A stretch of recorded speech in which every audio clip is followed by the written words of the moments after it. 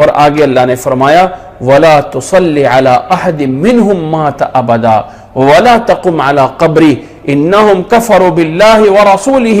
وَمَاتُوا وَهُمْ فَاسِقُونَ۔ فرمایا وَلَا تُصَلِّ عَلَىٰ أَحَدٍ مِّنْهُمْ، آپ ان میں سے کسی کی نماز جنازہ نہ پڑھیں، منافقین میں سے کوئی بھی فوت ہو جائے وَلَا تُصَلِّ عَلَىٰ أَحَدٍ مِّنْهُمْ مَاتَ أَبَدًا وَلَا تَقُمْ عَلَىٰ قَبْرِهِ، اور اس کی قبر پہ کھڑے ہو کے دعا بھی نہیں کرنی ہے، اس کی قبر پہ بھی نہیں کھڑا ہونا ہے۔ انہم کفروا باللہ ورسولہ، انہوں نے اللہ اور اللہ کے رسول کے ساتھ کفر کیا ہے، وماتوا وہم فاسقون، اور انہیں موت ایسی حالت میں آئی کہ یہ لوگ فاسق تھے۔ جب فسق و فجور کی حالت میں موت آئی ہے تو اب نماز جنازہ پڑھنا، ان کی قبر پہ جا کے کھڑا ہونا، فرمایا اس کی اجازت نہیں ہے۔ یہ آیت اللہ کے نبی صلی اللہ علیہ وسلم پہ یہ آیات اس وقت نازل ہوئیں، اللہ کے نبی صلی اللہ علیہ وسلم کے دور میں ایک بڑا منافق تھا جس کا نام عبداللہ ابن ابی تھا، اور اس کے منافق ہونے کی وجہ یہ تھی کہ مدینہ کے دو بڑے پاور میں جو دو گروہ تھے، اوس اور خزرج، آپس میں ان کی جنگیں ہوتی رہتی تھیں، اور ایک موقع پہ آ کے ان دونوں نے آپس میں مل کے کہا کہ ہم دونوں مل جاتے ہیں، آپس میں صلح کر لیتے ہیں اور اپنے میں سے ایک کو بادشاہ بنا دیتے ہیں۔ تو اس کے لیے عبداللہ ابن ابی چنا گیا۔ ابھی اس کے اوپر باقاعدہ بادشاہت کا تاج پہنانا جانا تھا اسے، اور اس نے باقاعدہ بادشاہ بننا تھا کہ اسی دور میں نبی صلی اللہ علیہ وسلم کی ہجرت مکہ سے مدینہ ہو گئی اور اوس اور خزرج کے لوگ اسلام میں داخل ہونے لگ گئے۔ تو وہ جو عبداللہ ابن ابی کا خواب تھا وہ جو ہے چکنا چور ہو گیا بادشاہ بننے کا۔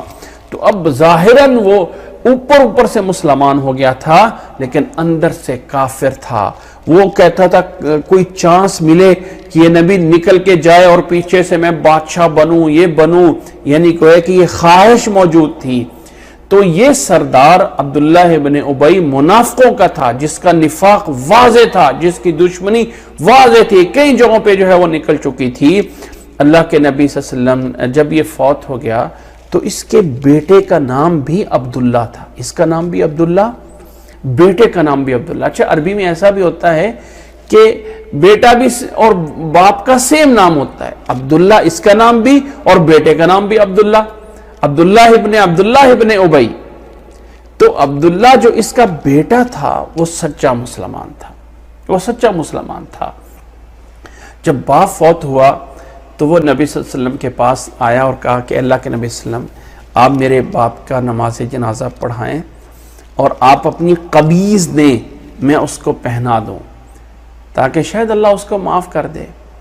صلی اللہ علیہ وسلم اس کے نماز جنازہ کے لیے پڑھ جانے لگے تو حضرت عمر نے روکا، فرمایا پیچھے اللہ نے کہا ہے اگر 70 بار بھی استغفار کرو اللہ انہیں معاف نہیں کرے گا۔ فرمایا 70 بار کہا ہے نا، میں 70 سے زیادہ بار معافی مانگ لوں گا، 70 سے زیادہ بار استغفار کر لوں گا۔ اللہ نے فوری نہیں روکا، نبی صلی اللہ علیہ وسلم نے جا کے جنازہ پڑھایا، اپنی قمیض اس کو پہنائی، اس کی قبر میں اتر کے اس کو نیچے اتارا، اپنا لعاب نکال کے اس کے منہ پہ لگایا، اتنا کچھ کیا، تب بھی اللہ کی طرف سے حکم آ گیا نماز پڑھانے کے بعد، عمل کرنے کے بعد، وَلَا تُصَلِّ عَلَىٰ أَحَدٍ مِّنْهُمْ مَاتَ أَبَدًا، آپ ان میں سے کوئی بھی فوت ہو جائے تو اس کی نماز جنازہ نہ پڑھائیں، وَلَا تَقُمْ عَلَىٰ قَبْرِي، اور اس کی قبر پر بھی کھڑے نہ ہوں، إِنَّهُمْ كَفَرُوا بِاللَّهِ وَرَسُولِهِ، انہوں نے کفر کیا تھا اللہ اور اللہ کے رسول کے ساتھ، اور کفر کی حالت میں ہی ان کی جو ہے وہ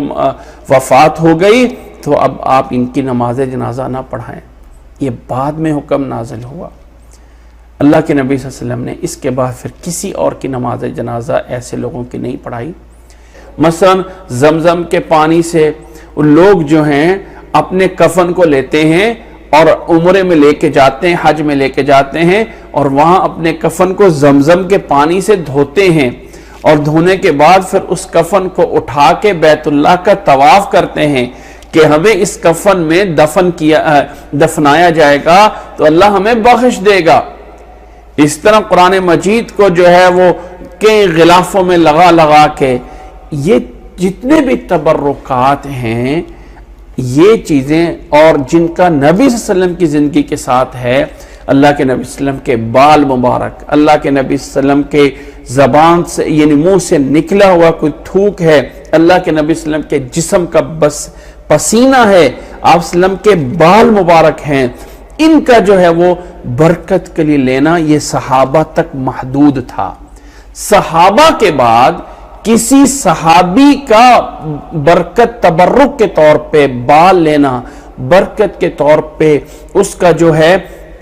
یعنی کوئی اور چیز لینا،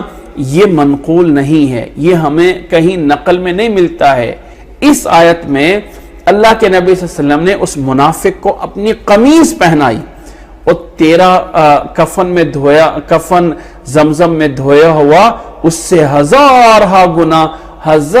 گنا وہ بڑی چیز ہے کہ نبی صلی اللہ علیہ وسلم کی اپنی قمیص مبارک، اللہ کے نبی صلی اللہ علیہ وسلم نے اپنے دستے مبارک سے اس کو منافق کو جو قبر میں اتارا، اللہ کے نبی صلی اللہ علیہ وسلم نے اپنا لعاب نکال کے منہ پہ لگایا، لیکن ان تمام چیزوں کی بنیاد پہ اللہ نے انہیں معاف نہیں کیا ہے۔ اس لیے مت سمجھیں کہ فلانے پیر کا، فلانے بزرگ کا، فلانے کا میرے پاس فلانا تبرک ہے، میرے پاس اس کے بال ہیں، میرے پاس اس کا کپڑا ہے اور میرے پاس اس کی جوتی ہے اور اس پہ میری بخشش ہو جائے گی۔ نہیں ہوگی، کچھ نہیں ہوگا، اعمال میں یہ چیزیں کام نہیں آئیں گی۔